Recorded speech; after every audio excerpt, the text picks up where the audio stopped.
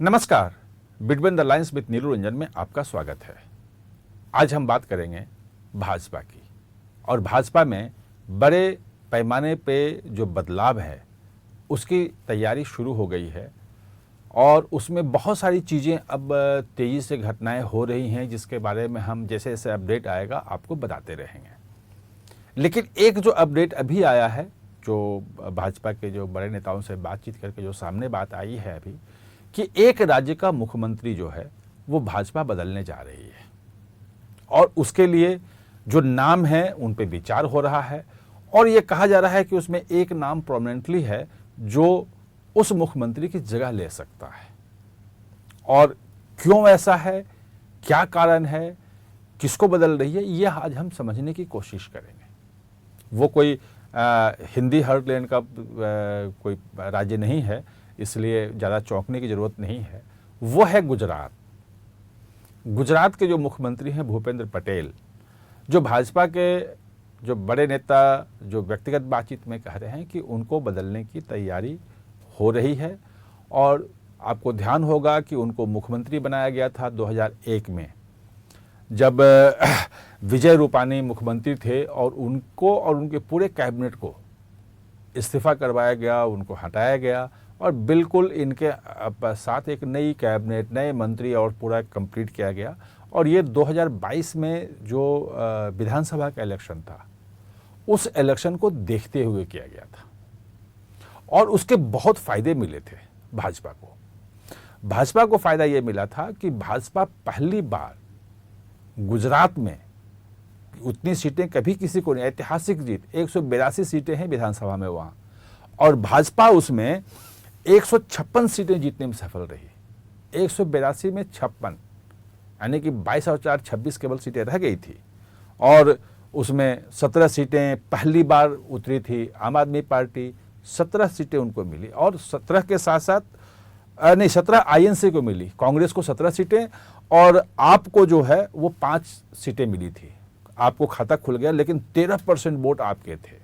तो ये कहा जा रहा है कि चूंकि कांग्रेस जो है का वोट बैंक लगभग वो 13% जो था वो आप में खिसका और इसकी वजह से कांग्रेस की सीटें जो हैं 17 रह गई। जबकि अब 2017 का देखेंगे तो कांग्रेस को 77 सीटें आई थी और हमेशा कांग्रेस का जो वोट बैंक वहाँ 40% के आसपास रहा है और भाजपा का 1995 से भाजपा वहाँ सत्ता में लगभग है, वहाँ 30 साल हो गए हैं और उसके बाद ही भाजपा हार नहीं रही है।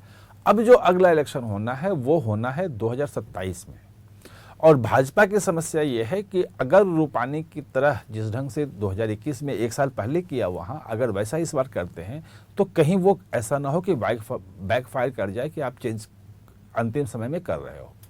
तो इस बार जो विचार बन रहा है कि थोड़ा सा पहले चेंज किया जाए मुख्यमंत्री को, और चूंकि अब लगभग 2 साल बच गए हैं वहाँ इलेक्शन होने में, तो अभी ही कर दिया जाए चेंज और ताकि उनको जो मुख्यमंत्री हो उनको समय मिले, सब कुछ मिले। और चेंज करने के पीछे ये नहीं है कि भूपेंद्र पटेल कोई खराब काम कर रहे हैं, जो डेवलपमेंट की चीज़ें हैं वो कर रहे हैं, प्रशासक अच्छे हैं, सब कुछ है, लेकिन जनता से जो कनेक्ट होना चाहिए मुख्यमंत्री का वो नहीं है, वो लोकप्रिय चेहरा नहीं है।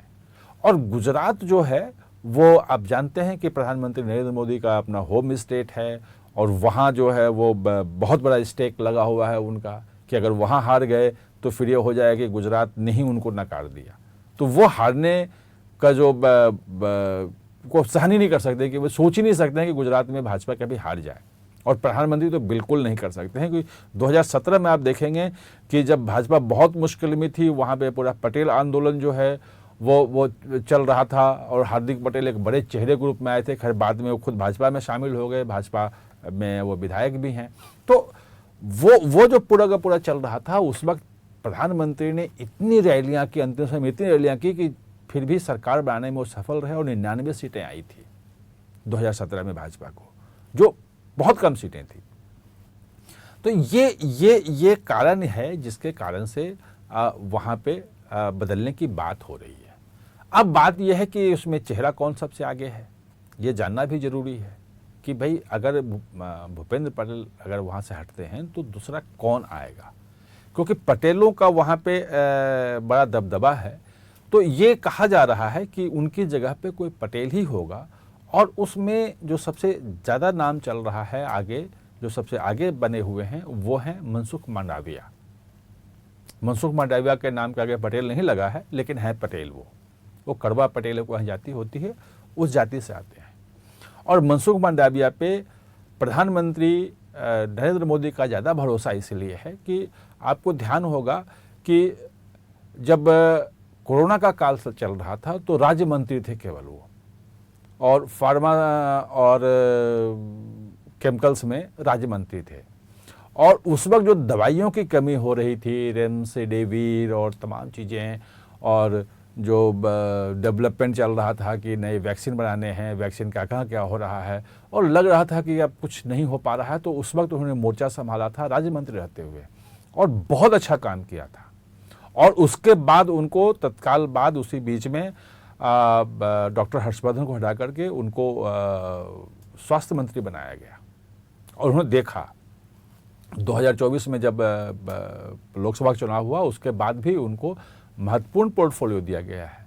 उनको यूथ और स्पोर्ट्स जैसे मिनिस्ट्री हैं, लेबर वाला मिनिस्ट्री उनको है, और वो जनता से कनेक्ट भी करते हैं, जनता के बीच जाते हैं, साइकिल चलाते हैं, यूथ के बीच रहते हैं, वो बहुत ज़्यादा एक्टिव हैं। भूपेंद्र पटेल का स्वभाव उतना एक्टिव वाला है नहीं, तो इसीलिए जो कहा जा रहा है कि मनसुख मांडविया वहाँ पे अच्छा काम कर सकते हैं, मुख्यमंत्री के रूप में उनका एक बेहतर होगा, और वहाँ एक चेहरा भी रहे हैं, लंबे समय से भाजपा में रहे हैं और भाजपा को देखते रहे हैं वहाँ पे। तो ये चीज़ें हैं, और जैसे ही ये होगा तो नए राष्ट्रीय अध्यक्ष का यहाँ चुनाव भी होना है। अब समय आ गया है उसका, वो भी कभी भी हो सकता है। जून में शायद गुजरात में बदल भी जाए, जून में नया राष्ट्रीय अध्यक्ष भी आ जाए, उसके हिसाब से संगठन में नए चेहरे देखने आपको मिलेंगे। इन तमाम चीज़ों पे हम आपको बाद में बात करेंगे कि नए राष्ट्रीय अध्यक्ष में किसका नाम चल रहा है, कौन कौन लोग हैं, कौन आगे है, कौन पीछे हैं, ये तमाम चीज़ें हम बताएंगे आपको। लगभग सहमति आरएसएस और भाजपा का जो शीर्ष नेतृत्व है उनके बीच लगभग सहमति बन गई है राष्ट्रीय अध्यक्ष को लेके, और कुछ राज्यों में अभी प्रदेश अध्यक्ष के चुनाव अभी होने बाकी हैं। वो जैसे ही हो जाते हैं, पाँच शायद बच्चे अगर हो जाएंगे, तो वो राष्ट्रीय अध्यक्ष के चुनाव की प्रक्रिया शुरू हो जाएगी। उसके बारे में हम विस्तार से अगले 1-2 वीडियो में हम चर्चा करेंगे।